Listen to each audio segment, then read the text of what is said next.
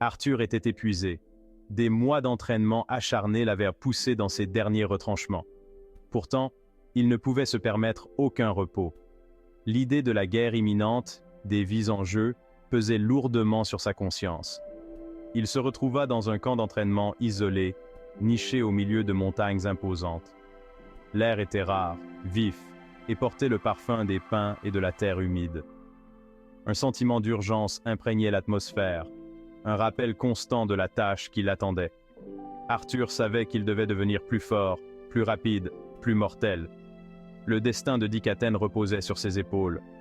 Il était leur seul espoir, le sauveur prophétisé, celui qui était destiné à vaincre Agrona. Mais le destin était une maîtresse capricieuse. Elle exigeait des sacrifices, du dévouement et un esprit inflexible. Arthur était déterminé à répondre à son appel. Le choc de l'acier résonnait dans l'air, tandis qu'Arthur s'entraînait avec Cordry, son partenaire d'entraînement et un guerrier chevronné. Chaque parade, chaque estocade était un témoignage de leur habileté et de leur détermination. Cordry, un professeur sévère mais juste, poussait Arthur au-delà de ses limites, le forçant à puiser au plus profond de lui-même. « Anticipe, garçon! Ne te contente pas de réagir !» La voix de Cordry retentit à travers le terrain d'entraînement. Arthur serra les dents, ses muscles hurlant de douleur. Il para un coup porté à ses côtes, ripostant par une frappe rapide. Cordry para facilement, son expression indéchiffrable. L'entraînement se poursuivit, un tourbillon de mouvements et d'acier. Arthur, malgré sa fatigue, trouva une étrange exaltation au milieu du chaos. Chaque affrontement était une leçon. Chaque occasion manquée, une chance d'apprendre. Les mouvements d'Arthur devinrent plus précis, ses frappes plus nettes. Il sentait qu'il s'améliorait, son corps et son esprit fonctionnant à l'unisson. L'entraînement physique n'était qu'un aspect du programme d'Arthur. Il devait également conquérir la montagne elle-même. Chaque jour, il escaladait ses pentes escarpées, repoussant ses limites d'endurance. L'ascension était exténuante, l'air se raréfiant à chaque pas. Le vent glacial menaçait de le faire basculer de la montagne. Mais Arthur persévérait. Il refusait de céder. Le souvenir de sa vie passée, de ses proches, alimentait sa détermination. On lui avait donné une seconde chance, et il ne la gâcherait pas. Le sommet, lorsqu'il l'atteignit enfin, offrait une vue imprenable. Debout, au-dessus des nuages, Arthur ressentit un élan de triomphe. Il avait conquis la montagne, mais plus important encore, il s'était conquis lui-même. D'autres individus talentueux s'entraînaient aux côtés d'Arthur, chacun possédant ses propres capacités uniques. Il y avait Tessia, son ami d'enfance, dont la maîtrise de la magie du vent s'accroissait de jour en jour. Et puis, il y avait Curtis, son rival, dont l'arrogance n'était surpassée que par son talent prodigieux à l'épée. Un après-midi, lors d'une séance d'entraînement, Curtis porta un coup particulièrement douloureux à Arthur. L'impact le fit tomber à la renverse, le souffle coupé. Curtis se tenait au-dessus de lui, un sourire narquois sur les lèvres. « Tu te crois toujours spécial, Leywin ?» Curtis ricana. Arthur, son orgueil piqué, se releva, son regard inébranlable. Il avait connu pire, enduré davantage. Les railleries de Curtis n'étaient qu'un désagrément mineur. Cette rencontre lui rappela brutalement que le talent seul ne suffisait pas. Il devait rester humble, se dépasser constamment, ne jamais se reposer sur ses lauriers. Section 5. Le souffle du dragon. L'un des aspects les plus éprouvants de l'entraînement d'Arthur consistait à maîtriser la puissance brute d'une relique connue sous le nom d'orbe d'éther. L'orbe, vibrant d'une énergie ancienne, était conservé dans une chambre isolée au cœur de la montagne. En entrant dans la chambre, Arthur fut accueilli par une vague de chaleur intense. L'air crépitait d'énergie, rendant la respiration difficile. Alors qu'il s'approchait de l'orbe, celle-ci pulsa comme si elle était vivante, son énergie semblant le fouetter et le caresser simultanément. La sensation était écrasante, comme s'il était plongé dans de la lave en fusion. Mais Arthur persista, puisant dans sa volonté pour résister à l'assaut. Il sentait l'énergie de l'orbe parcourir ses veines, brûlant ses impuretés, le forgeant à nouveau. Section 6. Un instant de répit. Même au milieu d'un entraînement aussi intense, il y avait des moments de tranquillité. Arthur se retrouvait souvent attiré par une prairie isolée, une oasis cachée au milieu de la rudesse des montagnes. Là, il s'asseyait à l'ombre d'un chêne géant, ses feuilles bruissant doucement dans la brise. Il fermait les yeux, respirant profondément l'air frais de la montagne. Dans ces moments de contemplation silencieuse, il pensait à ses proches, leurs visages gravés dans sa mémoire. Leur amour était son encre, sa lumière dans les ténèbres. Il savait que le chemin qui l'attendait était semé d'embûches, mais il n'était pas seul. Il avait le soutien de ses amis, de sa famille et des innombrables vies qui dépendaient de lui.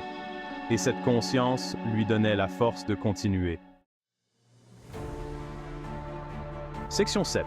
Le poids du leadership. Au fur et à mesure que l'entraînement d'Arthur progressait, il se retrouva propulsé dans un rôle de leader.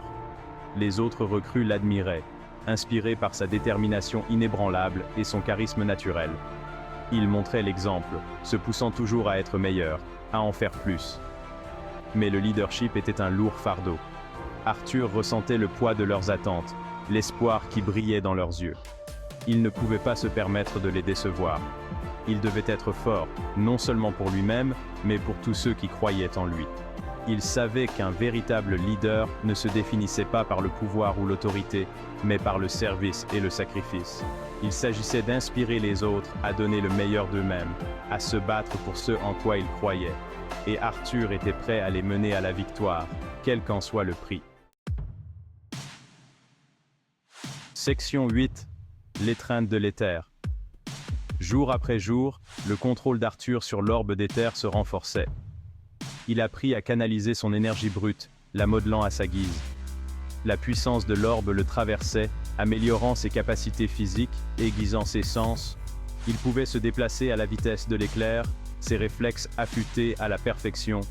Ses coups portèrent la force d'un ouragan, capable de fendre la roche. L'orbe d'éther était devenu une extension de lui-même, une arme sans pareille.